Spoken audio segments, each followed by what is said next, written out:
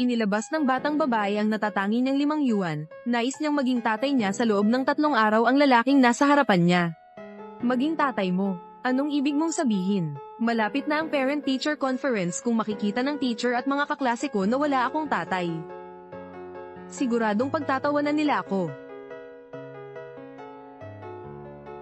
Mayroon akong 50 yuan dito. Pwede ko po ba itong ibayad para maging tatay ko kayo sa loob ng 3 araw?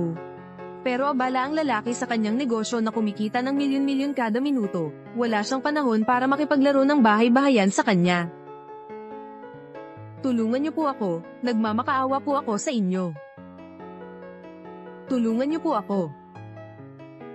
Ang ginawa ng bata ay nakaagaw ng pansin ng mga tao, na inakalang ang lalaki ay isang iresponsableng magulang.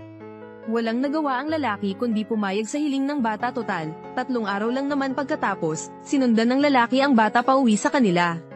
Nang makita ang magulong bahay, doon niya napagtanto kung gaano kahirap ang buhay ng bata. Biglang may nasipa siyang isang basag na bote ng alak at napakunot ang kanyang noo. Maliit na nga ang bahay na ito. Tapos ang dami pang mga basyong bote. Hindi ko talaga maintindihan kung paano kayo nakakatira dito. Hindi po, itong mga basyong bote ay pwedeng ibenta para magkapera. Sa ganitong paraan, si Xiaomi ay magkakaroon ng sapat na pagkain. Kung ayaw niyo po, aayusin ko na po ngayon. Huwag ka nang mag-abala.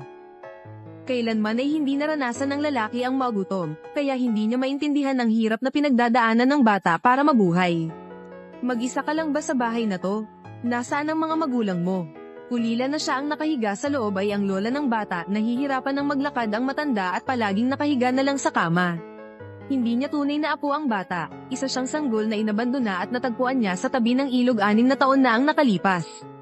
Doon ay nagdala ang bata ng malinis na kumot, senyales na pinapatuloy niya ang lalaki para doon magpalipas ng gabi. Ipinaliwanag ng lola. Nabibihira silang magkaroon ng bisita dahil pinagtagpo sila ng tadhana ng bata. Umaasa siyang samahan niya muna ang bata upang bigyan siya ng kaunting kalinga. Pagtingin sa nananabik na mga mata ng bata, tahimik na tumango ang lalaki. Tito, lalamag na po ang panahon, sa inyo na po itong kumot. Hayaan mo na, ikaw na ang gumamit niyan. Sabi niya sabay higa sa kama samantala, sanay na inayos ng bata ang kanyang hihigon. Pagkatapos ay dahan-dahan siyang humiga sa tabi ng lalaki, paminsan-minsan ay parang isang matanda kung kumilos, bumabangon para kumutan ng maayos ang lalaki nang mahimbing na ang tulog ng lalaki, saka siya dahan-daang lumabas ng pinto. Biglang nanaginip ng masama ang lalaki na panaginipan na naman niya ang pagdukot sa kanyang anak na babae. Nagulat siyang nagising at lumabas ng pinto. Nakita niya ang batang babae na nakaupo sa may pinto, hawak ang kanyang maliit na mukha, at inaantok na bumubulong. Tito, pumasok na po kayo sa loob at magpahinga. Medyo malamig po sa labas. Plano mo bang matulog dito buong gabi? Alam ko pong ayaw sa akin ni Tito. Kaya ayaw ko pong istorbohin ang pahinga ni Tito. Sa sandaling iyon, biglang tumunog ang alarm clock. Agad na tumakbo palabas ang bata. Lumalabas na araw-araw siyang nangongolekta ng bote sa oras na ito hindi inaasahan. Sa araw na ito ay binyuli siya ng masasamang tao. Inihagis nila ang mga bote sa gitna ng kalsada habang pinupulot ng bata ang mga bote. Isang kotse na walang kontrol ang mabilis na paparating sa kritikal na sandali. Sumugod ang lalaki. At hinayla ang bata sa kanyang mga bisig. Tito, pasensya na po, nakaabala pa po ako sa inyo. Ang dahilan kung bakit kita iniligtas ay dahil ako ang iyong pansamantalang tagapag-alaga. Kung may mangyaring masama sa iyo, hindi ko matatakasan ang responsibilidad. Pagkarinig nito, napangiti ang bata sa tuwa, sa pag-aakalang sa wakas ay may tatay na siya. Pero pumayag lang ang lalaki sa loob ng 3 araw, hanggang sa matapos ang parent-teacher conference sa eskwelahan. Iyon na ang oras para sila magpaalam. Pagkatapos, umorder ng barbecue ang lalaki, pero para sa maunawang bata, ito ay masyadong mahal. Para makatipid ang lalaki, nagsinungaling siyang hindi siya kumakain ng barbecue. Inala kita rito dahil lang gutom ako. Tito, kapag si Xiaomi ay kumita na ng malaking pera, siguradong susuklian ko po kayo. Tito, kumain din po kayo. Huwag kang mag-alala, hindi na tayo magkikita ulit pagkatapos nito. Namula ang mga mata ng bata. Tumalikod siya at tumakbo palabas, pero bumalik na may dalang takeout box. Iyon pala ay para iuwi sa kanyang lola. Habang pinagmamasdan ang mabait na bata, naluha ang kanyang lola. Pinilit niyang kumagat ng kaunti, nagsinungaling na masakit ang ngipin, at ibinigay ang natirang pagkain sa bata. Pero humarap ang bata at inabot ang barbecue sa lalaki. Ang kanyang pagiging maunawain ay nakakadurog ng puso. Naramdaman ng lalaki ang kirot sa kanyang puso, tumalikod, at humiga muli sa kama, ngunit hindi siya makatulog. Hindi niya maiwasang alalahanin ng bawat salitang sinabi ng bata. Ang tatay ay parang isang malaking bundok na magpoprotekta kay Xiaomi sa mga kritikal na sandali. Ang galing, sa wakas may tatay na si Xiaomi. Marahil ay naalala niya ang kanyang nawawalang anak, dahan-dahan siyang bumangon para kumutan ang bata. Kinaumagahan, nakita niya ang batang babae na nakabaluktot sa may pintuan, nanginginig sa buong katawan dahil sa ginaw. Dahil pala takot siyang maistorbo ang pahinga ng lalaki, kaya sa labas siya natulog. Agad na namula ang mga mata ng lalaki. Sa sobrang galit ay hindi siya makapagsalita. Katawan mo yan, paano ka makakapasok sa eskwela kapag nagkasakit ka? Pagkasabi noon, napagtanto ng lalaki na masyado siyang naging marahas, ngunit umiwas ang bata sa kanyang paghawak at dinampot ang kanyang bag. Naglakad siya papuntang eskwelahan nang nakayuko. Pagkaalis ng bata, tinawag ng lola ang lalaki sa kanyang tabi at inilabas ang lahat ng kanyang naipon. Nakikihusap na tulungan niya ang kaawa-awang bata.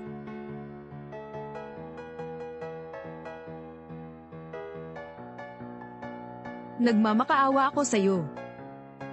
Pakiusap, alagaan mo si Xiaomi para sa akin.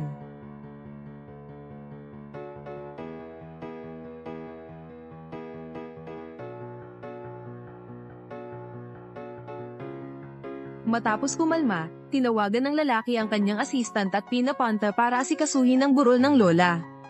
Pag-uwi ng bata galing eskwela, nadatnan niyang wala na ang kanyang lola sa kama. Pinigilan ng lalaki ang kanyang kalungkutan. Nagsinungaling siya na ang lola niya ay pumunta sa isang malaking ospital sa probinsya para magpagamot. Sinabi pa niya na kapag nakakuha siya ng 100 sa pagsusulit, pabalik ang lola para makita siya. Ayaw na po ba ni lola kay Xiaomi? Hindi ka iniwan ni lola, pumunta lang siya sa isang napakalayong lugar. Pero kailangan pa ni Xiaomi kumita ng pera para ibili si lola ng malaking bahay. May pinapasabi ang lola mo sa akin. Kailangan mong kumain ng marami. Mamuhay ka ng maayos. At paglaki mo, maging pag-asa ka ng bayan. Nasiyahan ang bata. Sa sandaling iyon, biglang nakatanggap ng tawag ang lalaki mula sa kanyang assistant. Sinabi ng assistant na ang mga medical examination report mula sa Jiangcheng Elementary School ay naipadala na sa ospital. Ibig sabihin, malapit na niyang mahanap ang tunay niyang anak. Tito Jiang, saan po kayo pupunta? Mukhang hindi ako makakadalo sa parent-teacher conference mo. May mas importante akong kailangang gawin. Tito, sinabi ko na, may mas importante akong kailangang gawin.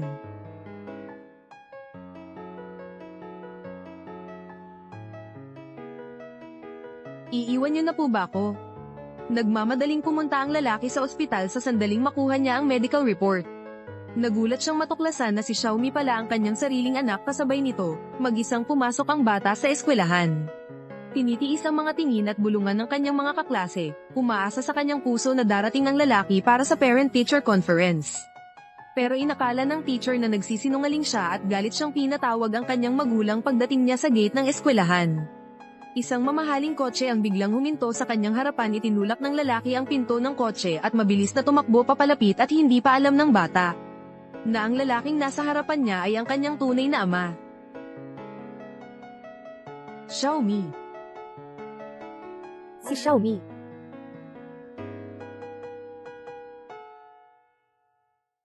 Maligayang pagdating sa lahat ng mga magulang. Ang paglaki ng mga bata ay nangangailangan ng ating pagtutulungan sa paaralan at tahanan. Sa pagsusulit na ito, nakaraniwang nangunguna, si Xiaomi. Nakuha pa sa huli sa klase. Malaki ang atraso sa klase. Parang tao, parang aso. Grades ng anak, pumasa sa huli sa klase. Sinasabi mong may oras ka pa sa fashion. Mas alagaan mo pa. Hindi ba mas importante ang anak mo? Ang pangunahing tungkulin ng estudyante ay ang mag-aral. Tatay Xiaomi, bilang magulang ng bata, pakiusap, umakyat ka at magsalita. Ako, Ginoong Jiang. Nais ko lamang sa iyo. Tulungan mo siya. Kahit na iparamdam sa kanya, nararamdaman. Kaunting pagmamahal ng ama. Ako naman. Siya ang tatay ni Xiaomi. Maraming mga magulang. Wala pang nakakakita sa akin. Ngayon ay naimbitahan na dumalo sa pulong ng mga magulang ng Xiaomi. Ako'y labis na pinarangalan. At talagang nasa sabik. Sa pagkakataong ito, nais kong sabihin sa lahat, hindi maganda ang pag-aaral ni Xiaomi. Nahatak niya ang klase pababa, dito. Humihingi ako ng paumanhin. Sige na.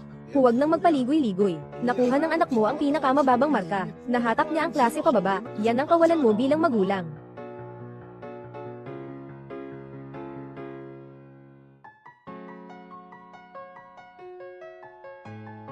Ang marka sa pag-aaral. Hindi kailanman ang tanging sukatan ng tao. Mahina ang pag-aaral. Hindi ibig sabihin masama ang ugali. Mababang na marka hindi nangangahulugang mababa ang kakayahan. Mas dapat nating tutukan ang pagkatao ng bata at ang kanilang pananaw, pati na rin ang edukasyon sa emosyonal na katalinuhan. Pagpasok sa lipunan sa hinaharap, ito ang mga pinakamahalagang salik, magaling sa pag-aaral. Maglilingkod na lamang ako sa bayan. Hindi maganda ang pag-aaral, at magpapakasaya na lamang sa piling ng aking mga magulang. Kung siya talaga ang aking tatay, ganoon sana kaganda. Yun. Sa totoo lang ako, naiintindihan ko, nakikita ko. Yung namatay ang lola niya. Malaking dagok yun sa kanya. Pasensya na, Xiaomi. Palagi kaming nananakit sa iyo noon. Talagang hindi namin alam. Pumanaw na ang lola mo. Salamat sa inyo. Pero hindi ako pinapayagan ng lola ko na kumain ng candy. Masama ito sa ngipin. Salamat sa pagtulong mo sa akin sa pagpupulong ng mga magulang. Tapos na ang pagpupulong ng mga magulang. Maaari ka nang umalis. Saan ka naman pupunta mamaya? Maaari na akong umuwi mag-isa.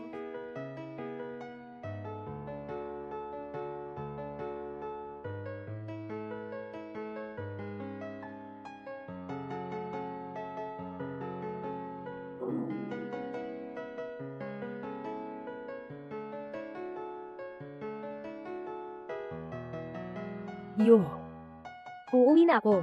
Kukunin ko muna ang mga gamit. Bukas, pupunta akong kunin ka.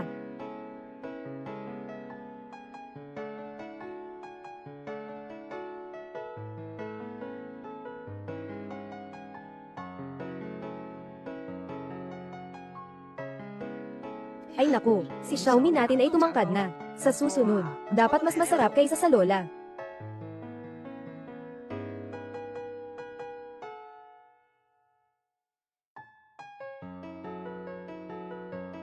HMM, masarap.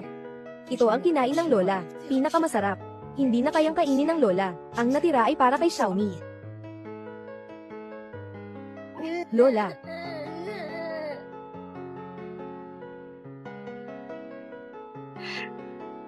Ginoong Jiang, lahat ng nakalap kong impormasyon, nandito lahat ay medyo maganda, para sa mga pamilyang walang anak. Ginoong Jiang, ikaw ay, hindi ka ba maganda ang pakiramdam? Pinagawa ko sa chef ang beef ribeye. Darating na ito mamaya, hindi.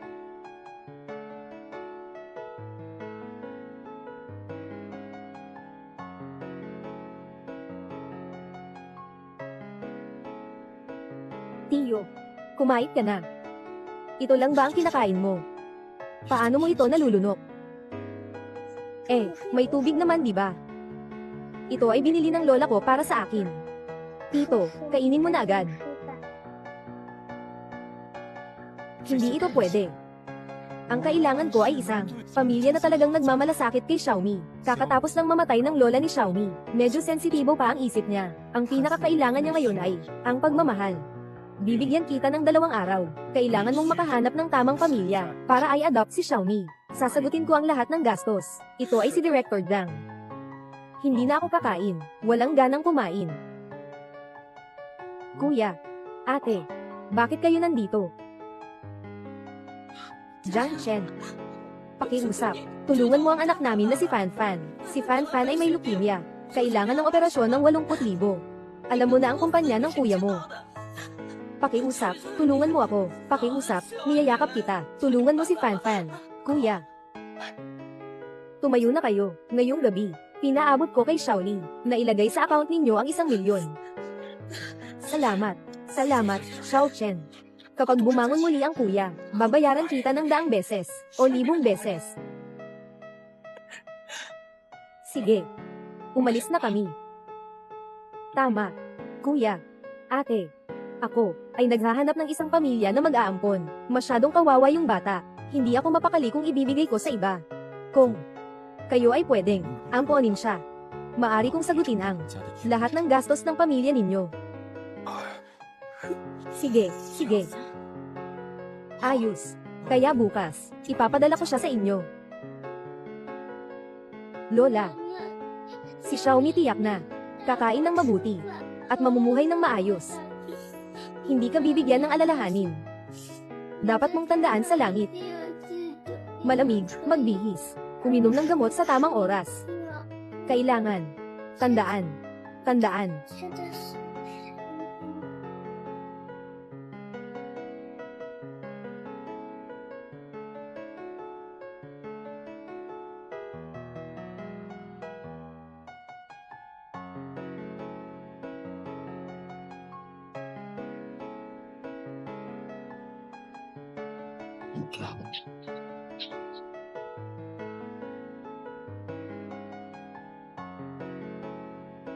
Ang bilis naman, hindi na nakilala. Dadadala kita sa isang lugar.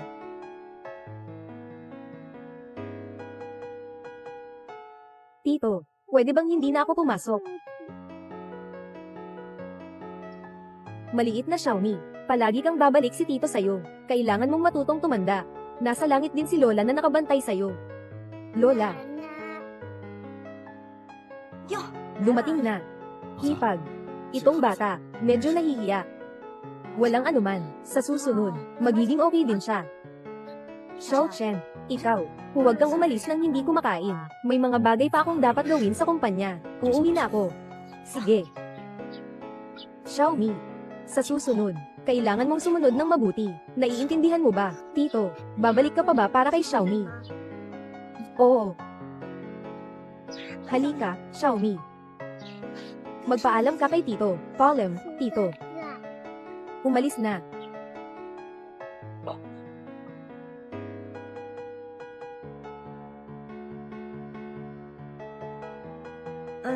Xiaomi. Hindi pa kumakain? No, tama. Tapos na ang kanin. Ay, sabi mo kakain ka na. Bakit mo dala itong basura? Ibigay mo na lang sa akin. Hindi naman ito basura. Ito ang mga damit ng lola ko. Pumanaw na ang lola ko. Sige, kumain na tayo.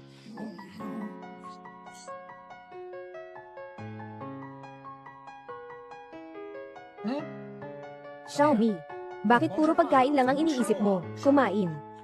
Oo. Halika, ang karne ay iiwan para sa kuya. Ako, kaya kung kumain ng marami. Sobrang busog.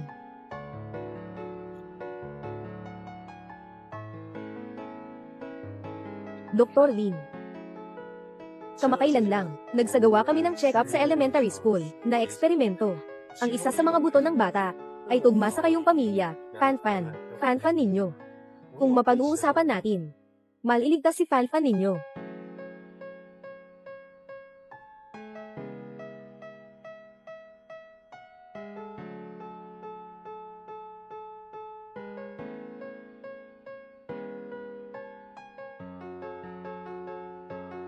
Nay, huwag kang mag-alala. Mabait ang mga tito at tita sa akin. May pamilya na si Xiaomi. Xiaomi. Nasaan siya? Ito. Baka umalis na. Hindi natin siya pwedeng pahintuin. Sinasabi mong umalis na siya. Ano ang mangyayari sa sakit ni Fan-Fan? Ilang araw na lang bago magpalit ng bone marrow si Fan-Fan. Wala nang maraming araw. Ano man ang mangyari, kailangan siyang mahanap. Hanapin, hanapin, hanapin.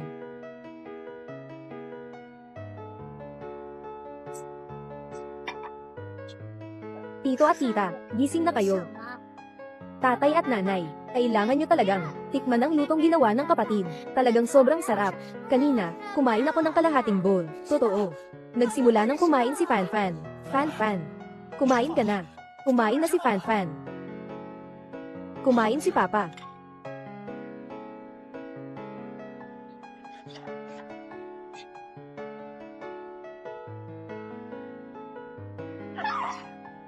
asawa. Anong nangyari? Sino ang naglagay ng larawan ng yumaong sa bahay? Sobrang malas. Xiaomi. Ito ay lahat ng mga bagay mo, di ba, Xiaomi? Sinasabi ko namang ibinigay ko sa'yo, ang kwarto. Sabi mo ayaw mong pumunta sa kwarto mo. Dinala mo ang ganitong malas na bagay. Bakit mo dinala dito sa sala? Hindi ganito. Natatakot ako na madumihan ng ganitong kalinis na kama. Kung ayaw ng tito at tita, aalisin ko na ito ngayon. Sino ang may gusto na ilagay ang larawan ng yumaong sa bahay? Sinabi ko sa'yo na itapon mo na ito. Sinabi ko sa'yo na itapon mo na ito, tito at tita. Talagang hindi pwedeng itapon. Hindi pwedeng itapon. Wala kang bahay tulad ng sa amin, kaya hindi ka masyadong maingat. Patay na ang lola mo. Bakit mo pa ito iniwan? Hindi ka ba natatakot na mangarap ng masama? Balaan kita ha. Itapon mo na ito. Kung hindi, ako na ang gagawa, tita. Ito ang iniwan sa akin ng lola. Ang tanging alaala, pinalaki ako ng lola. Ang kabutihan ng lola, hindi ko malilimutan sa buong buhay ko. Marunong magluto si Xiaomi, marunong magtrabaho, basta't makakapagtagal, mga bagay ng lola ko, gagawin ko ang lahat. Gagawin ko ang lahat.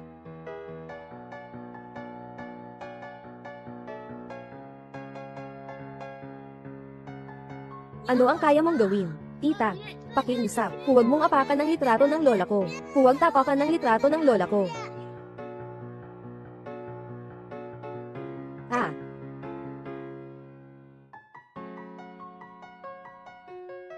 Xiaomi gusto mo bang itago itong masamang litrato? Hindi naman imposible, pero kailangan mong pumayag sa isang kondisyon ng tita.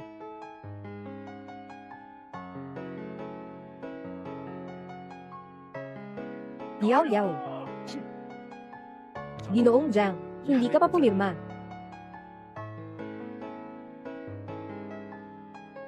Bakit nadagdagan ng 1,000,000 kumpara sa nakaraan? Ito ay mula sa iyong kapatid, na ipinadala ng umaga. Sinasabing tinulungan mo siyang maghanap ng mga bata para sa ampunan. Malaki ang gastos sa Xiaomi, at may malaking bahagi ng gastos sa pagpapagamot ni Ginoong Fan. Kung pagsasamahin, mas marami na ito kumpara sa huli. Gaano ba kalaking halaga ang magagastos ng isang bata? Saktong ilang araw na hindi ko pa nabisita si Xiaomi. Lalabas lang ako saglit, walang bisita ngayon.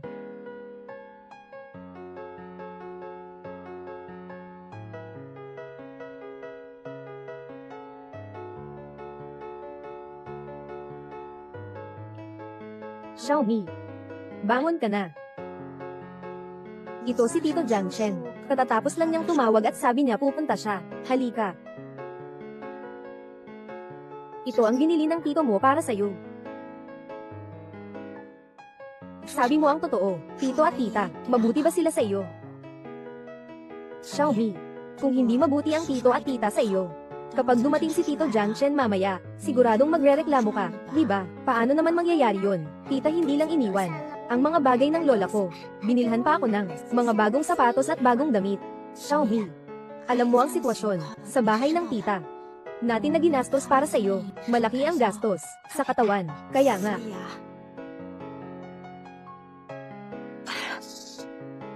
Narito na, HMM.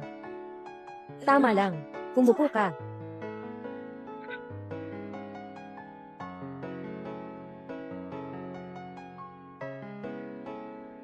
Kumain ka.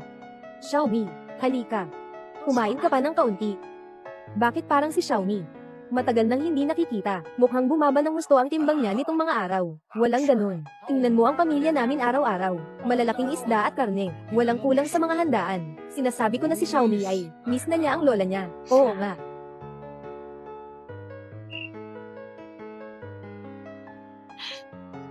Ayaw kumain ni Xiaomi. Lahat ng masarap ay iiwan para sa lola. Itong batang ito, mapagmahal. Narito si Xiaomi. Sumama ka sa akin.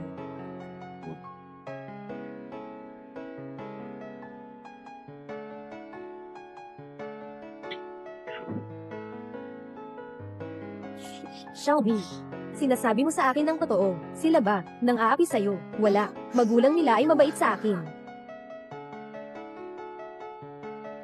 Ito ay hindi sinasadyang nagawa ko. Tiyo, maaari ba akong umuwi sa bahay ko? Nandito ka. Hindi ka ba masaya? Xiaomi, Alam mo ang sitwasyon sa bahay ng tita mo. Alam mo na. Ang mga gastos namin para sa'yo, napakalaki. Hindi naman, tinitingnan ko lang. Ang sitwasyon ng tito at tiya ay hindi rin maganda. Sila ay gumagastos sa akin ng malaki araw-araw. Sa tingin ko, ako ay isang pasanin sa kanila. Ito ay isang pasanin.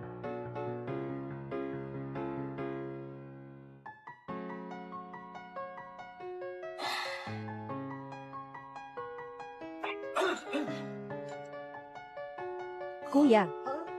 Manang. Sa mga nakaraang araw, tiyak na nagdulot si Xiaomi sa inyo ng maraming abala. Humihingi ako ng paumanhin. Hindi abala, hindi abala. Ang card na ito ay may 10 milyon. Sapat na sapat ito para sa paggamot ni Fan Fan. Maaari ko ring ayusin ang pribadong eroplano, papuntang ibang bansa. Ngunit ang pera sa card na ito, hindi lamang para kay Fan Fan. Alam kong malaki ang inyong gastos. Ngunit umaasa ako, kapag bumalik ako sa susunod, maaari kayong maging malinaw. Huwag kang mag-alala, kapatid. Iwanan mo sa amin ang Xiaomi. Kami na ang bahala. Ikaw at ang iyong asawa. Syempre, hindi siya bibiguin. Magtiwala ka lang. Magtiwala ka lang.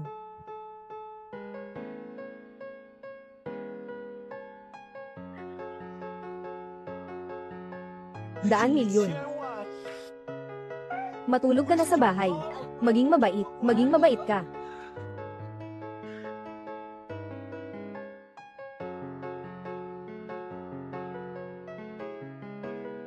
Tita. Ako na ang tutulong. Hindi na kailangang magluto si Xiaomi ngayon. Maghintay ka lang ng maayos. HMM.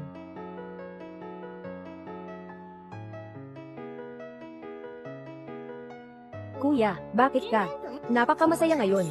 Sabi ni Mama, may pag-asa na ang leukemia ko. Tulungan mo akong humanap ng makakatulong sa pagpapalit ng bone marrow. Leukemia ay isang sakit na nakamamatay. Oh, kuya, may pag-asa na ba? Oo. Halika, kumain na tayo. Tiya, bakit ang dami mong nilutong masarap ngayon? May okasyon ba?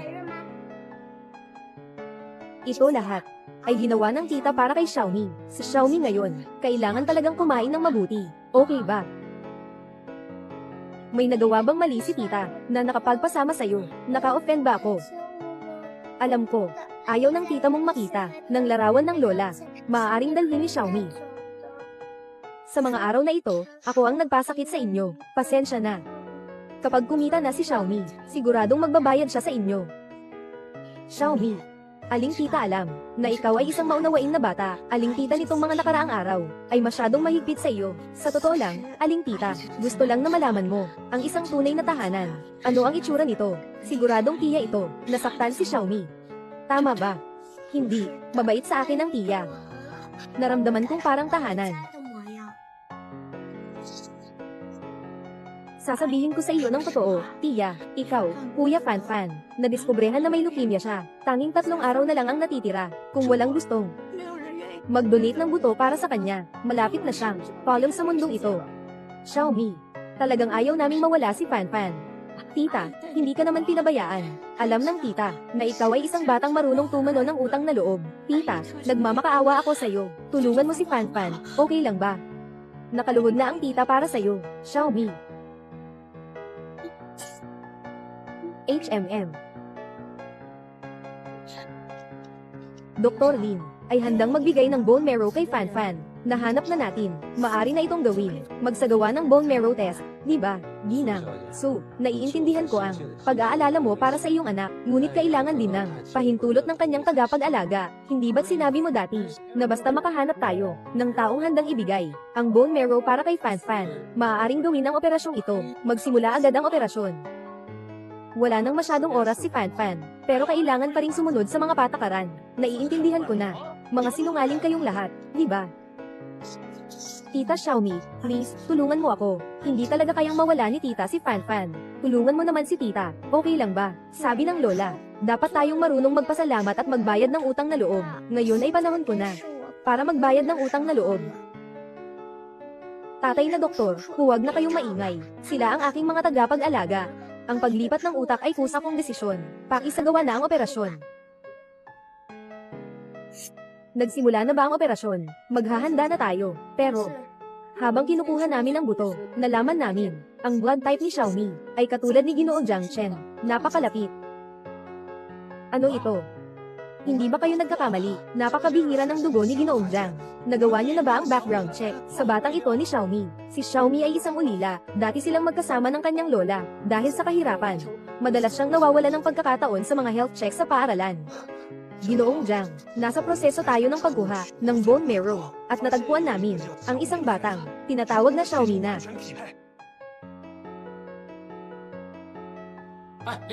Dr.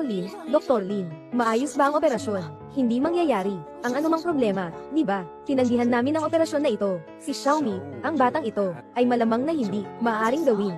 Nasa ospital kami ng pamilya Jiang. Ang pagtulong sa mga nangangailangan ay iyong responsibilidad. Ngayon ay umatras ka sa huling minuto. Ano bang ibig mong sabihin?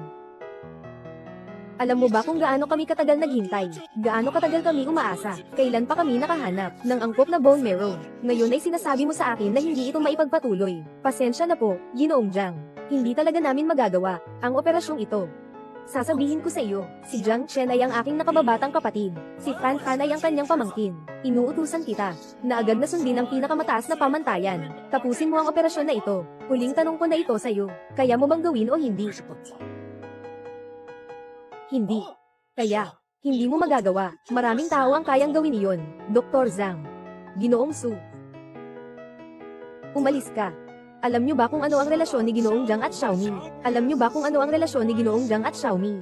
Ang ginagawa niyo ay labag sa batas, laban sa kanyang kagustuhan. Tumahimik ka. Kung ayaw mong matanggal, umalis ka na.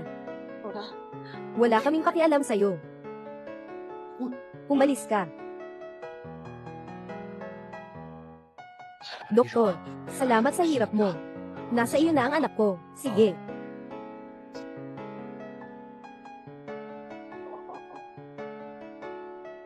Agad na itigil ang operasyon. Matagumpay ang operasyon. Matagumpay na nailipat ang bone marrow. Napakabuti. At si Xiaomi, ang tibok ng puso ng isa pang bata ay Xiaomi. Xiaomi. Ginoong Jiang. Direktor Lin, katatapos lang ng operasyon, isang bata, nasa bingit ng kamatayan. Kung hindi agad matutulungan, 5% lang ang tsansa na mabuhay. Agad na magligtas, mabilis.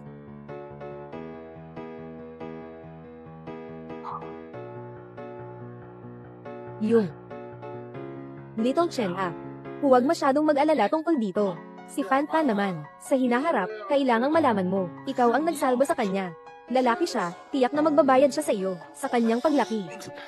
May tao ka pa ba sa loob mo? Nakatingin ka lang, isang buhay na bata, na malapit nang mamatay sa harap mo, at ikaw pa ang nagsasabi ng ganyan. Anong ginagawa mo? Hindi ba't buhay ni Xiaomi ay buhay mo rin? Xiao Chen, siya ang kuya mo. Bakit nakikipag-usap ka sa kuya mo? Sa ganitong oras pa, hinahayaan mong kumalas ang siko mo, iyon lang. Si Fan Fan ang tunay mong pamangkin. Hindi ka man lang naglalaan ng oras para sa kanya. Pero sa labas, nakikipag-ugnayan ka pa sa iba. Isang batang pulubi. Araw-araw mong tinatanong at inaalagaan. Sasabihin ko sa iyo, Jiang Chen, lubos akong nadidismaya sa iyo. Akala ko pamilya kayo, pero ganito ka pa rin. Hindi kayo karapat-dapat. Jiang Chen, sobra na ang pagpapanggap mong boss. Kahit pamamatay siya, ano ngayon? Huwag mong sabihin ikaw. Ngayong araw, kahit si Tio ay dumating, para iligtas ang dugo ng Jiang family. Gagawin din niya ito. Huwag niyo akong ipitin gamit ang tatay ko. Ngayon, tatalikuran ko na kayo, tuluyan ng magkahiwalay. Yung 10 milyon noon, ituring yung regalo ko sa inyo. Itong 10 milyon, ipinakita lang sa akin ang katotohanan. Ang inyong tunay na pagkatao. Nakakahiya na mayroon kayong mga kamag-anak tulad ninyo. Nakakahiya ako. Ano? Uulitin mo pa, para sa maliit na pulubi na iyon, ititigil mo na ang pakikipag-ugnayan sa akin. Dr. Lin, may pag-asa pa bang masave si Xiaomi? May posibilidad ba? Basta't may paraan para iligtas siya. Handa akong magbigay ng lahat ng sakripisyo. Ginagawa na namin ang lahat para masave siya. Ngunit, mababa ang tsansa ng survival. Dr. Lin, nakiusap ako sa iyo. Iligtas mo si Xiaomi. Basta't kaya mong iligtas siya. Gagastos ako ng kahit anong halaga. Ginoong Jiang. Hindi ito tungkol sa pera. May paraan para iligtas si Xiaomi. Ngunit kailangan mong tanggapin. Napakalaking panganib. Ang pagtanggap ng panganib ay aking responsibilidad. Basta't may kahit kaunting pag-asa, handa akong subukan. Sa ngayon, ang tanging paraan ay kailangan ng malaking dugo, ang daming dugo. Kayo lang dalawa, ang may espesyal na blood type, ang magbibigay ng dugo sa kanya. Ikaw lang ang pwedeng gawin iyon. Hindi pwede yan. Hindi talaga pwede. Anak, paano mo magagawa? Para sa isang tao lang na hindi mo pamilya. Sino ba ang nagbibiro sa pamilya natin? Jiang. Anak, ikaw ba yan? Xiao Chen, ngayon ay dala mo ang bigat ng buong Jiang Group. Alam mo ba, huwag kang magpanggap dito. Ang Xiaomi na ganito ngayon, ay dahil sa'yo. Hindi ka karapat-dapat na pag-usapan ng pamilya Jiang. Xiao Chen, para sa iyong kabutihan ang ginawa ng kapatid mo, huwag ka nang magpakatigas ng ulo. Ako ang matigas ang ulo. Kung talagang para sa aking kabutihan kayo, hindi nyo kailanman isusuko si Xiaomi. Mas pinapahalagahan ko si Xiaomi, kaysa sa aking sariling buhay. Hindi pa ako nakakausap sa kanya ng maayos. Nadala nyo siya agad sa operating room, para kunin ang bone marrow. Xiaomi, isulat mo, anong magic meron siya? Bakit ka sobrang maalaga sa kanya? Ayaw kong sayangin ang salita ko sa inyo, nang masyado. Sa araw na ito, naipakita nito sa akin, ang tunay ninyong pagkatao. Dr. Lin, handa na ako para sa operasyon. Ay schedule na agad ito, okay. Sumunod ka sa akin. Asawa, itong si Xiaomi, ay kapareho ng dugo ni Jiang Chen. Siya, hindi ba't, anak na nawala ni Jiang Chen sa loob ng maraming taon. Kung totoo nga ito, ngayon, ipapadala natin, inihatid na sa operating table. Kung malaman ito ni Kuya, paniguradong hindi tayo nito patatawarin. Sige, yan. Ito ay kay Xiaomi. Tala ng bone marrow transplant ba ito? Maaari mo bang ibenta ito sa akin? Magbibigay ako ng 50,000. Pasensya na, Ginoo. Mayroon kaming mga patakaran. Hindi pwedeng ibigay ang impormasyon ng pasyente. Ang ospital na ito ay pag-aari ng pamilya Jiang. Ganyan ka. Magdadagdag ako ng 50,000. Isipin mo, sa ospital na ito, magkano lang ba ang kinikita mo sa isang buwan? Hawak mo ang 1,000,000 ito, kaya na ninyong mabuhay ng walang problema sa natitirang buhay ninyo. Pagkatapos, magsasawalang kibo na ako, di ba? Isipin mo ng mabuti.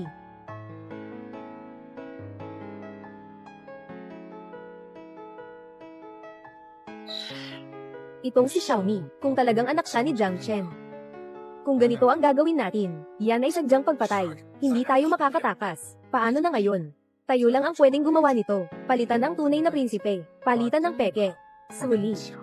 Kahit na, sa harap ng malaking amain, magagawa pa rin niyang suruan si Jiang Chen. At tayo naman. Makukuha natin ang lahat kay Jiang Chen. Itong maliit na Xiaomi, mawawala rin sa mundong ito. Ganap na mawawala.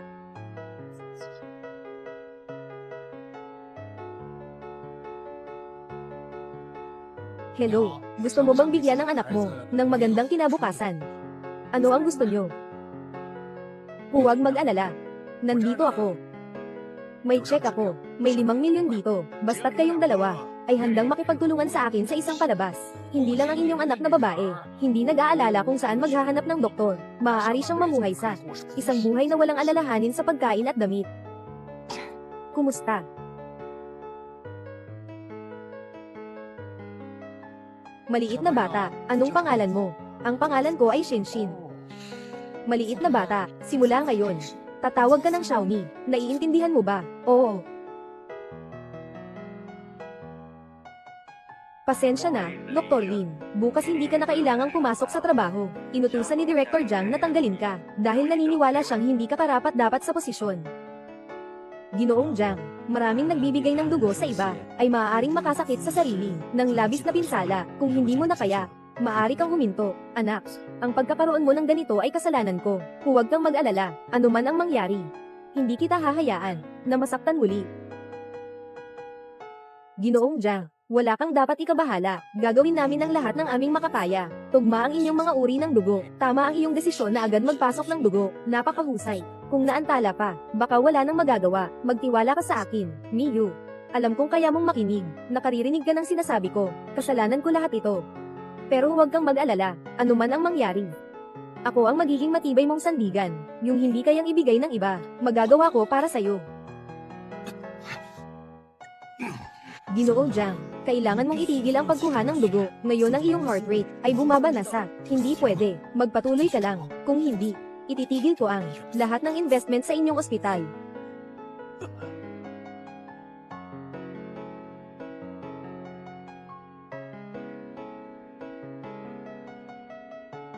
Tiyak na gagawin ito ng tiyuhin para sa akin. Maraming pinagdaraanan. Ako. Hindi ko na siya maabala pa.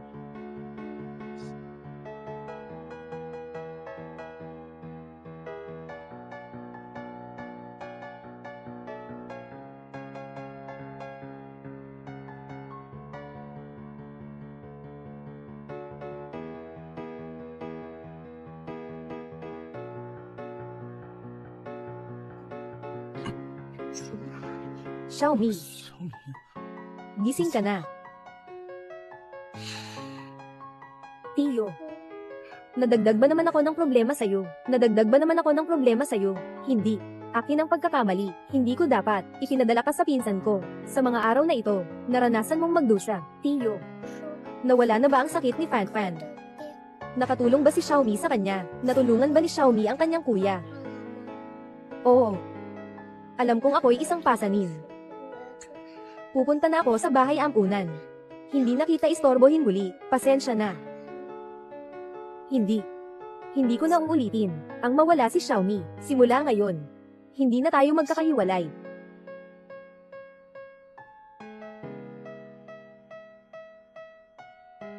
Tito, bakit mo ako dinala dito? Siyempre para kay Xiaomi. Bibili ng magagandang damit, tapos isasama kitang umuwi. Tito, siguro mahal ang mga damit dito. Mas mabuti siguro huwag na tayong bumili. Kung hindi magsusuot ng magagandang damit, paano tayo makikita ni Lolo pag uwi? Maging masunurin ka.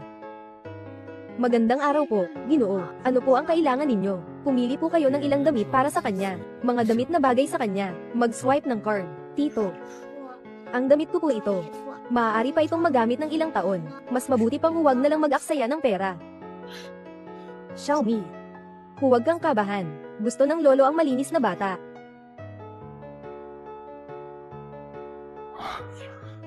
Maraming beses kong hinaanggad na makilala ang aking tunay na anak na babae. Nadala mo siya dito para bilhan ng magandang damit na ito. Halika. Subukan mo itong ito. Isuot mo at ipakita sa akin. Kung gusto ni Tito, isuot ni Xiaomi para kay Tito.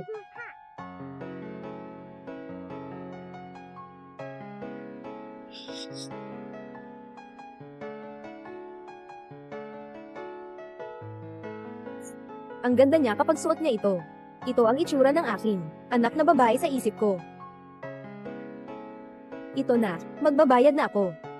Xiaomi, ihahatid kita pa uwi.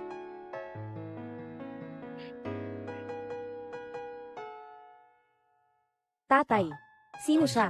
Jiang Chen. Nahanap na namin, ang tunay mong anak na babae na, mabilis. Kilalanin mo ang iyong ama, tawagin mong tatay. Tatay. Tatay. Tatay. Huwag kang mag-ingay, hindi ako ang tatay mo. Katulad mo kami, sa loob ng maraming taon, palagi kaming naghahanap ng aming mga anak. Ngayon, nahanap na ang bata. Nasa harap mo siya ngayon, sa puso mo. Wala bang kahit kaunting alon? Hindi pwede. Hindi siya ang anak ko. Ang anak ko ay si Xiaomi. Paano hindi pwede? Ang batang ito, pag-usapan natin siya mamaya. Ito ang resulta ng DNA test. Ang pinsan mo at asawa niya, kakakuha lang nila mula sa ospital. Siya talaga ang tunay mong anak.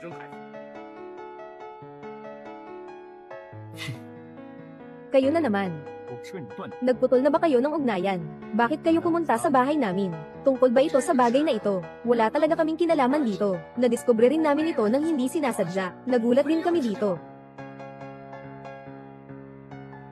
Ginoong Jiang, ito ang sertipiko ng pag-aampon na nakuha mula sa ampunan.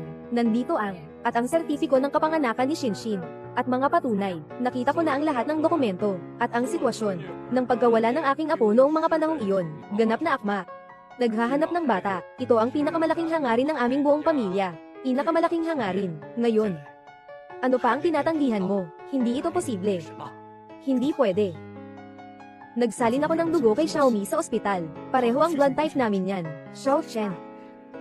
Noong araw na nagbigay ka ng dugo, nag-aalala ang kuya mo para sa'yo. Natatakot siyang lokohin ka ng batang to. Kaya habang nag-oopera ka, pinagawa na namin ang DNA test ninyong dalawa. Itong si Xiaomi, hindi siya talaga anak mo. Bola-bola ka. Tumahimik ka. Ang pinsan mo ay tumulong sa'yo na alamin ang katotohanan. Ikaw pa rin ay nagmamatigas. Ang anak mo ay nakatayo sa harap mo. Dinala mo pa ang isang ligaw na bata pa uwi. Sira na ba ang ulo mo, tao? Ihatid ang batang ito. Dalhin mo ako palabas. Tumigil ka. Bitawan mo ako.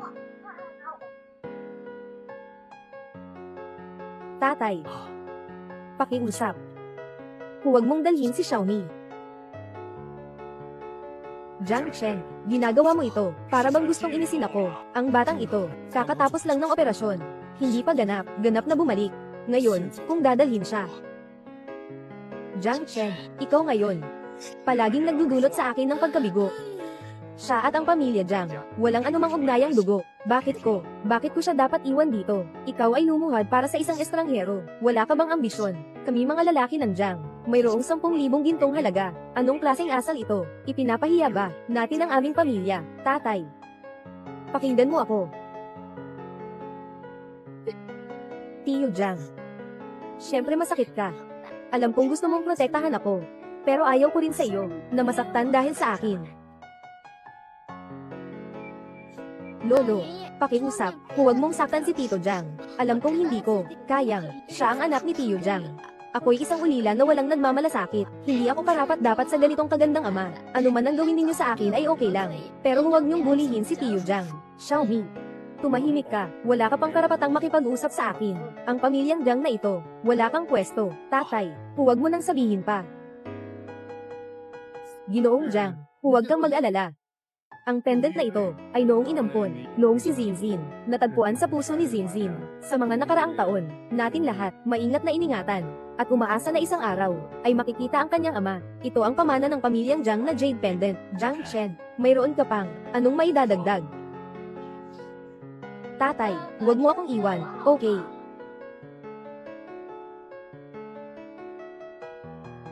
Hindi ba? Siya talaga ang anak ko. O nagkamali lang ako?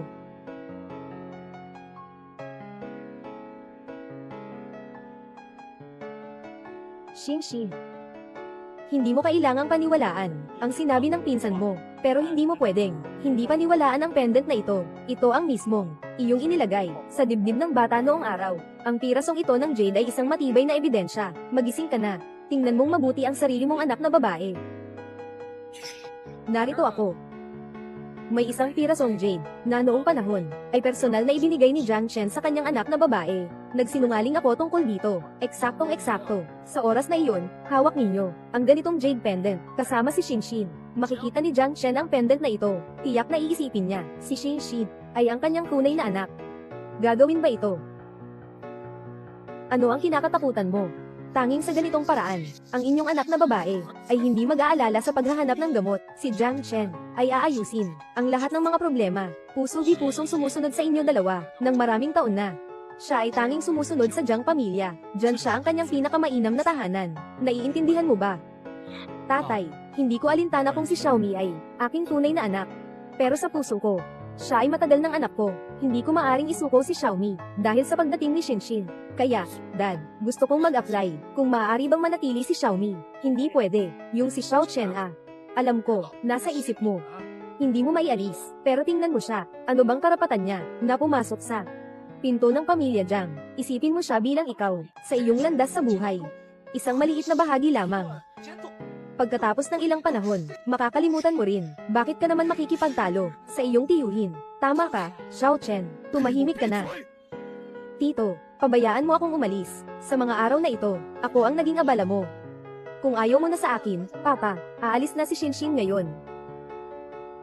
Xinxin, bakit hindi ka pa nagmamadali na habulin siya? Tumulong sa akin ang tiyuhin ko ng labis. Nagawa na niya ang lahat. Hindi ko siya maaring pabayaan dahil sa pagkawala ng aking anak na babae. Kung hindi, malulungkot siya. Huwag kang umalis. Ay naku, Xinxin. Xinxin. Sobrang sakit. Bakit mo itinulak si Xinxin, Xiaomi? Xinxin. Mahal na mahal. Paano mo naman naisip na itulak si Xinxin? Ang tao ay talagang may pusong parang ahas at gagamba. Pipinsahan kita. Tumigil ka. Naniniwala akong hindi niya sinasadya, Jiang Chen. Ngayon, pinagtatanggol mo pa siya. Kanina, halos, nasaktan mo ang sariling anak mong babae. Hindi ko siya itulak. Tito, maniwala ka sa akin. Tingnan mo ang ginawa mong gulo. Ang cute ng bata na ito, kaya pala, pinagtitripan ang dugo ng pamilya Jiang. At ikaw ay walang pakialam. Tito Jiang, wala akong ginawa. Gusto ko lang sanang ipagtanggol ka, at panatilihin si Xinxin. Jiang Chen, maging maingat ka at tingnan mong mabuti. Anong klaseng bata ang dinala mo pauwi? Ay naku. Itong batang ito, talagang may malalim na isip. Para lang makasama sa pamilya Jiang na walang alalahanin. Naisip pa niyang gawin ito para kay Zinzin Itong batang ito, kung iiwanan natin siya, mukhang walang kapayapaan ng Jiang pamilya sa hinaharap. Tiyak na walang katahimikan sa hinaharap Xiao Chen, hindi mo pa ba naiintindihan? Itong batang babae, hindi siya madaling pakisamahan. Kahit itong mga paraan niya, hindi mo alam. Hindi ko alam kung sino-sino. Ang mga hindi magagandang tao na kasama niya. Sinasabi mo bang delikado? Na ganitong tao ang nandito sa bahay. Baka hindi na siya makagawa ng mabuti sa hinaharap. Apo, hindi ko talaga siya hinawakan. Walang nangyaring ganoon. Napakabata pa ng mga bata, alam na ang inggitan. Nagtutunggali sa atensyon, kapag sila'y lumaki. Hindi ba't magiging salot ito? Sige, tumahimik na kayo. Wala kayong dahilan, para laging batikyusin siya. Hindi siya yung klase na iniisip ninyo, na bata. Lahat ng ito ay kasalanan ko. Biglang dumating si Shinshin, na nagpasama ng loob kay Xiaomi. Xiaomi, huwag mo akong saktan. Mabait sa akin ang tiyuhin. Hindi ko siya pwedeng pasakitan. Ganyan ay magiging mas passive ang tiyuhin. Tiyuhin, aalis na ako. Ayaw ko na ito. Masyadong mapanlait na tahanan. Aalis na ako. Basta't umalis ako, lahat ng bagay ay masosolusyonan. Hindi na rin makikipag-ugnayan ang tiyuhin. Nag-away ang lolo. Xiaomi, hindi ito kasalanan mo. Ako ang hindi nagprotekta sa iyo, tiyo. Naiintindihan ko, hindi ako bagay dito. Dapat ko nang malaman iyon. Ako ay talagang isang bata na walang nagmamalasakit, na wala na ang lola. Ngayon maaari na akong mabuhay ng maayos. Marami kang natulong kay Xiaomi. Siya na si Xiaomi. Xiaomi, kami naman, ay hindi mga malamig na tao. Basta't ikaw sa hinaharap, ay wala nang kinalaman sa pamilya Jiang. Ang nangyari ngayon, ay walang sino man ang dapat magsalita. Kami naman ay hindi kailangang habulin ka ng walang tigil. Matalino ka ring bata. Tayo ay magbigay ng kaunting dangal sa isa't isa. Oo, Xiaomi, nandyan ka rin sa pamilya Jiang. Sa loob ng ilang panahon, alam mo kung gaano kami kabait sa'yo. Alam mo iyon. Hindi problema ang pera. Walang kahit isang sentimo sa halaga ng pag-aayos na mawawala sa iyo pagkatapos mong lumabas. Maging maingat ka. Hindi kailangan ni Xiaomi ng halaga ng pag-aayos. Marami nang natulong si Uncle Jiang kay Xiaomi. Hindi ko na kayo istorbohin. Uuna na ako. Xiaomi, huwag kang umalis. May paraan pa para ayusin ito. Nangako ako sa iyo noon. Hindi kita iiwan. Ako, tiyak na tutuperin ang kanyang pangako. Hindi pa ganap na magaling ang iyong katawan. Ngayon, ihahatid kita pa uwi. Hindi rin ako mapakali. Tatay Jiang, mabuti ang trato mo kay Xiaomi. Alam na ni Xiaomi iyon. Nailigtas ko ang buhay ni Fan. Isipin mo na lang na ito ay pasasalamat ko sa iyo. Hindi na ako muling magpapakita sa harap mo. Isipin mo na lang ako na isang panandali ang bisita. Xiaomi, ano bang sinasabi mo? Hindi kita kailanman tinuring na isang pansamantalang tao.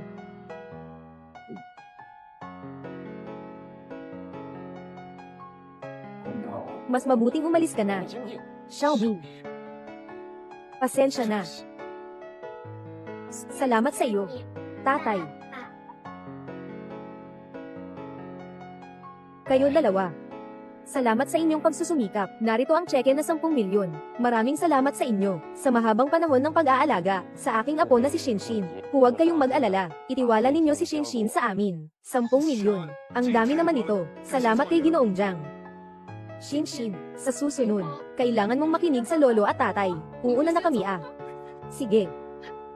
Xiao Chen, si Shinshin ay dugo ng pamilya nating Jiang. Ang lahat ng paghihirap ni Shinshin sa mga taon, hindi dapat masayang. Napagpasyahan ko na ang grupo ay ililipat ko ng 20% ng shares sa kay Shinshin. Tatay, nasa inyo na ang desisyon. Tito, medyo padalos-dalos ito. Maliit pa si Shinshin, pero may ganitong dami ng shares. Magiging target siya ng masasamang tao. Bukod pa rito, itong si Zinzin ay bagong dumating sa pamilya Jiang. Hayaan mo munang makilala niya, yung matandang tiyuhin. At saka, kung bigla mong ililipat ang ganitong karaming bahagi, hindi papayag ang ibang mga shareholder na mangyari iyon. Napagpasyahan ko na at handa na ako. Gagawin ko ang lahat para matapos ito. Pero tito, huwag mo na akong panghinaan ng loob. Ganito na ang desisyon. Jiang Chen, ikaw mismo ang magdadala kay Shinshin sa kumpanya. Ayusin na natin ang mga proseso. Sa ibang araw na lang. May ginagawa pa ako ngayon. May mahalagang bagay akong kailangang tapusin. Halika, Shinshin. Halika kay Lolo. Xiaoli, ngayon, agad na tulungan mo akong tingnan mga detalye ng mga magulang ni Zinzin. Oo, tama. Tulungan mo akong makipag-appointment muli kay Dr. Lin. Kailangan ko siyang makita ngayon. Ginoong Jiang. Biglang nagbitiw si Dr. Lin 2 araw na ang nakalipas. Ngayon, hindi alam kung nasaan. Ano?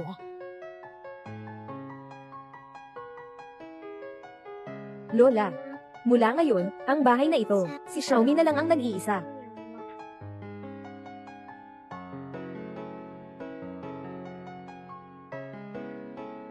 Lola, kamusta ka sa langit?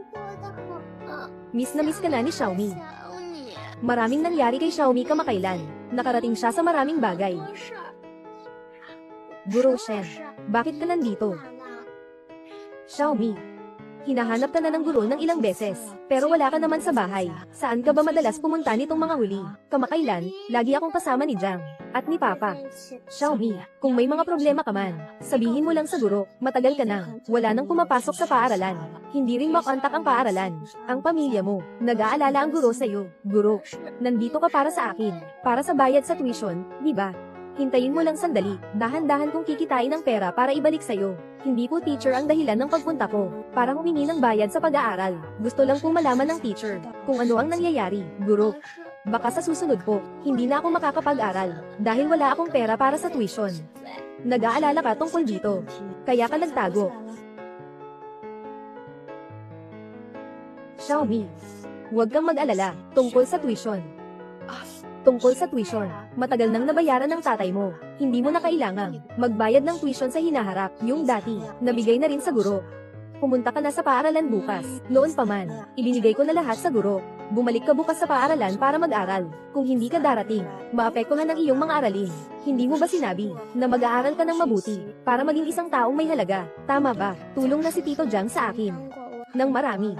Hindi na ako makakapagpatuloy na gumastos ng pera ni Tito Jiang. Kailangan ko siyang bayaran. Guro, maaari mo bang ibalik sa akin ang bayad sa tuition? Ibinabalik ko sa iyo. Xiaomi, ano ang gusto mong gawin? Gusto kong huminto sa pag-aaral. Xiaomi, bakit mo gustong huminto sa pag-aaral? Maaari mo bang sabihin sa guro, wala na akong pamilya.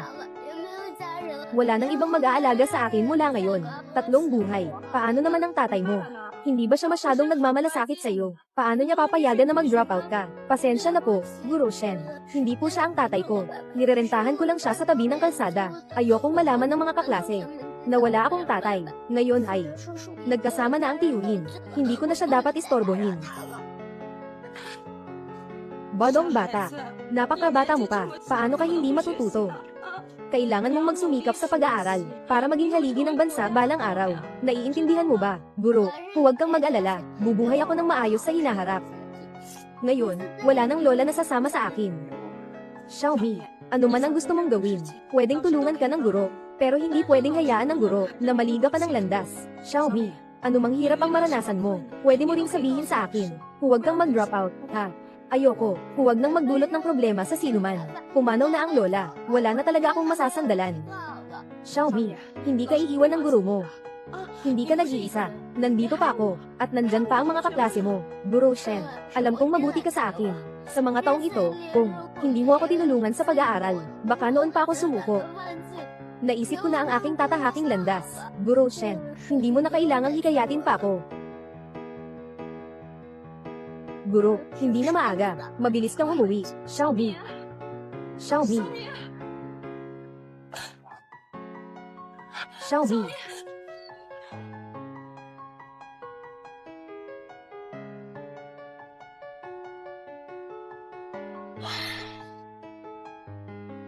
Ginoong Jiang, tungkol sa Dr. Lin, ginamit na namin lahat ng mapagkukunan na makontak, pero hindi pa rin namin makita ang dahilan ng bigla niyang pag-resign. Hindi na niya sinasagot ang lahat ng tawag ngayon, parang naglango na siya sa mundo. Wala bang kahit anong bakas, kahit ang pangkalahatang dahilan, hindi ba natin matutuntun? Opo, Ginoong Jiang, nagsiyasat kami sa iba't ibang lugar, ngunit wala kaming nahanap. Alam ko lang na noong una, nang mag-resign siya, parang hindi maganda ang kanyang emosyon. Kaya pagkatapos niyang umalis, pinagbawalan niya lahat ng kontak ng tao na nakasave sa kanya, at wala rin siyang pamilya. Hindi siya pwedeng palaging nagtatago. Nakita namin na may lumang bahay siya sa labas ng syudad. Bakit hindi tayo pumunta doon at subukan ang kapalaran? Ihanda ang sasakyan. Pupunta na ako ngayon. Ginoong Jiang, ngunit kanina pa sinabi ni Ginoong Jiang na may espesyal na utos siya. Kailangan mong ilipat ang mga bahagi sa pangalan ni Xinxin ngayon. Maliit na bagay lang ito. Hindi ito madaliin.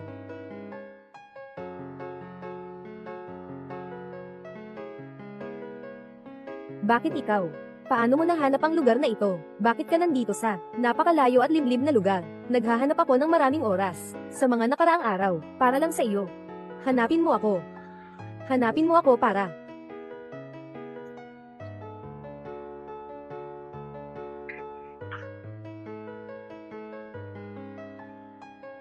May mahalaga akong tanong sa iyo. May konsensya ka pang hanapin ako. Ginawa ko ito para sa iyo. Para hanapin ang iyong anak na babae. Nagpuyat at nagsumikap ng walang humpay.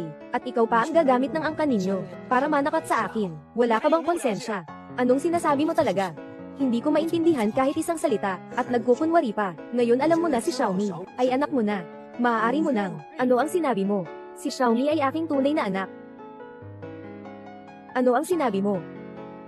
Si Xiaomi ay aking tunay na anak.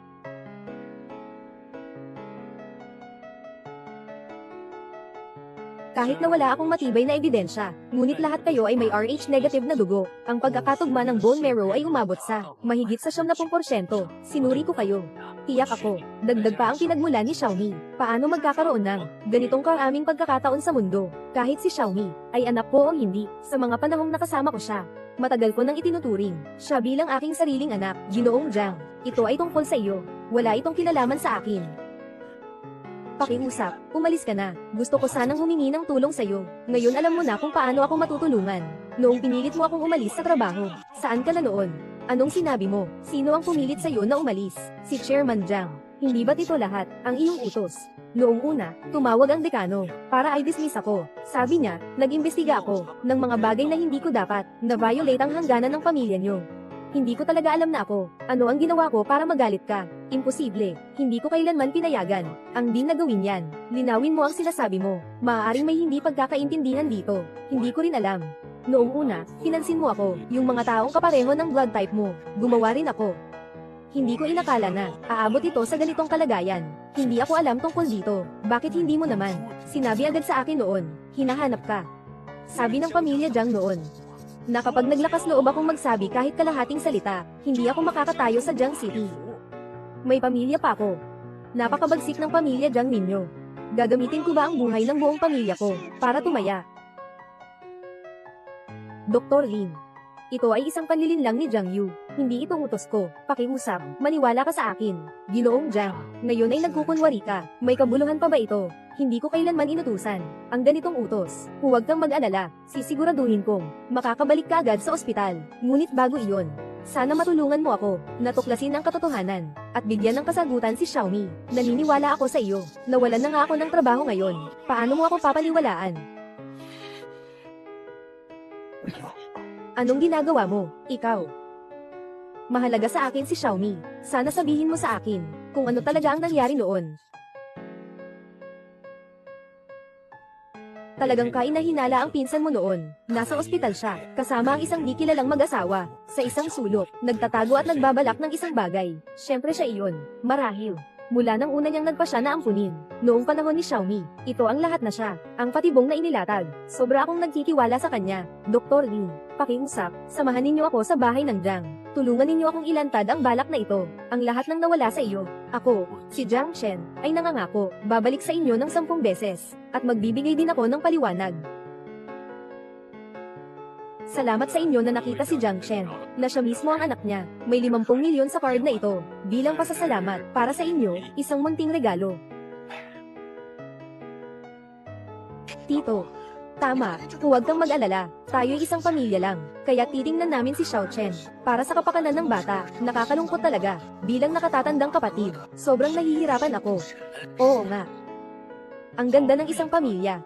Kapatid na lalaki, para sa iyong posisyon sa pamilya Jiang. Talaga namang magaling kang manghimok.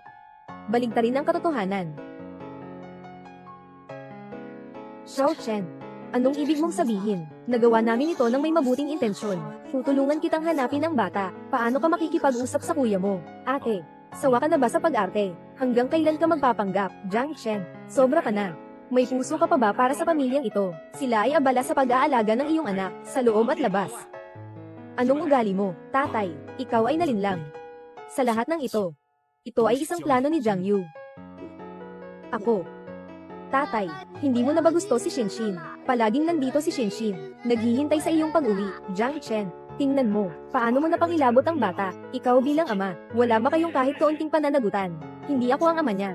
Hindi rin dito ang bahay niya. Para sa isang taong hindi ko kakilala, na walang kahit anong kaugnayan sa dugo, bakit ako magkakaroon ng pananagutan? Hindi ba niya gustong umalis? Kung ganoon, umalis na nga siya. Tatay, anong sinasabi mo? Ako ang anak mo. Napakabata mo pa. Sama-sama ka na sa mga matatanda sa pagsisinungaling. Kapag lumaki ka, magiging salot ka rin. Tatay, nagkamali ako. Hindi ako nagsinungaling. Paano ko naman kayang magsinungaling sa'yo? Si Zinzin ay anak mo talaga. Kahit gaano mo kami kasuklaman, hindi mo dapat ilabas ang galit sa isang bata. Tita, kanino anak si Zinzin? Mas alam mo kaysa sa akin. Tama na ba ang gulo mo? Hinihiling ko na itigil mo agad ang ganitong walang katwirang pag-uugali, tatay. Si Zinzin ay hindi anak ko. Ngayon, may dala akong tao para patunayan ito. Tama, Ginoong Jiang. Si Zinzin ay talagang hindi anak mo. Ang anak mo ay si Xiaomi. Nakita ko mismo sila na nag-uusap sa ospital tungkol kay Xiaomi. Sila ang nagplano nito. Ano? Jiang Yu. Una nilang pinaplanong ipasa kay Dr. Lin ang kasalanan. Pinalabas pa ni Zinzin na ako, ang kanyang anak na babae para makakuha ng posisyon.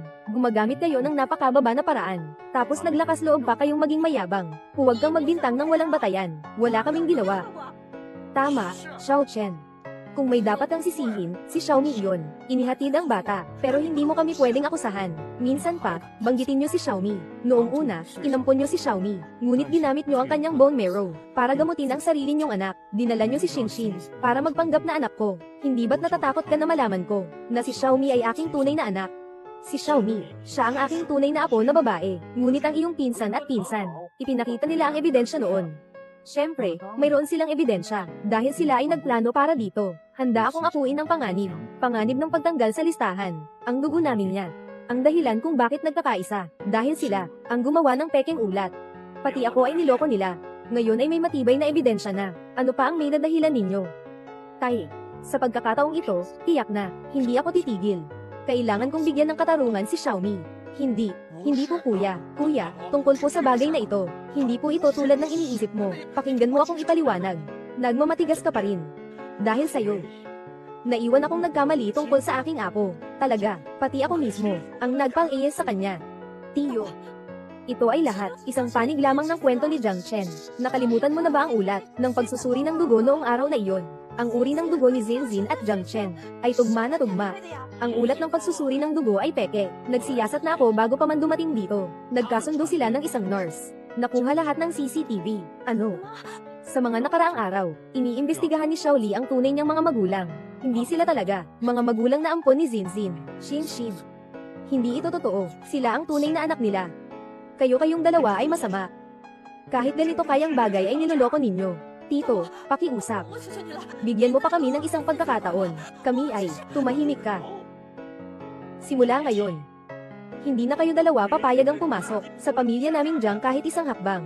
Simula ngayon, tapos na ang anumang ugnayan natin. At ang batang ito, dalhin niyo rin palabas, umalis ka. Tito, hindi ganito ang sitwasyon na iniisip mo. Makinig ka sa akin. Ay, makinig ka sa akin. Tito, hindi ganito. Tito. Tiyo.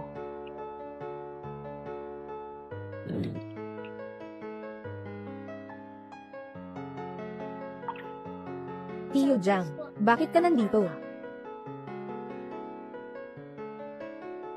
Xiaomi, kumusta ka nitong mga araw na ito? Ayos ka lang ba? Maayos ang buhay ni Xiaomi kamakailan. Tiyo Jiang, huwag kang mag-alala. Xiaomi, pasensya na, ako ang nahuli. Pinahirapan kita mag-isa. Tito, hindi nahihirapan si Xiaomi. Walang dahilan para mag-sorry ka sa akin. Bumalik ka na at samahan mo si Heart na kapatid mo. Kung hindi, magagalit na naman si Lolo. Xiaomi, sa mga araw na ito, mag-isa ka ba palagi? Lumaki ka na, Xiaomi. Kaya mo na ang mag-alaga sa sarili mo. Tingnan mo nga, marunong nang magluto si Xiaomi. At kaya na rin gumawa ng mga gawaing bahay. Sa gabi, maaari pa, lumabas para mangolekta ng mga bote at magbenta. Tito Jiang, anong nangyari sa'yo? Xiaomi. Pasensya na. Tito Jiang, alam ko na mabuti ka sa akin. Pero si Xiaomi ay isang pasanin. Ayokong magdulot ng kalungkutan sa lahat.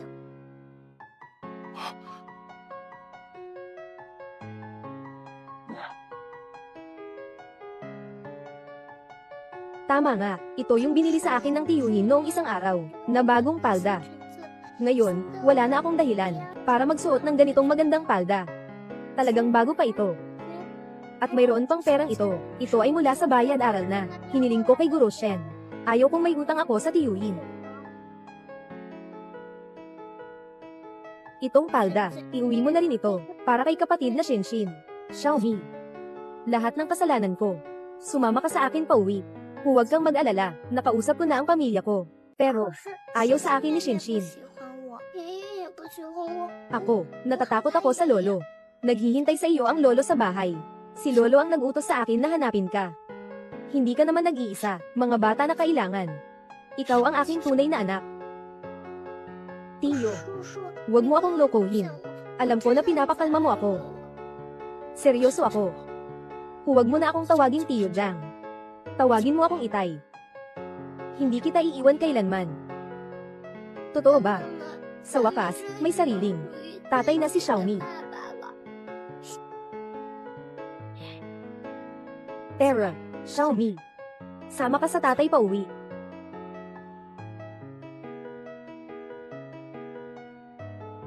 Alingwang, tandaan mo. Mula ngayon, ang pagkain ni Xiaomi ay kailangang hiwalay na ihanda kasi kakagawa lang niya ng operasyon. Hindi pa ganap na nakabawi ang katawan. Kailangan talagang bigyang pansin ang balanseng nutrisyon. Bukod dito, ipagbigay alam sa driver, umaga at gabi, siyang maghahatid kay Xiaomi sa paaralan. Naiintindihan, Ginoong Jiang.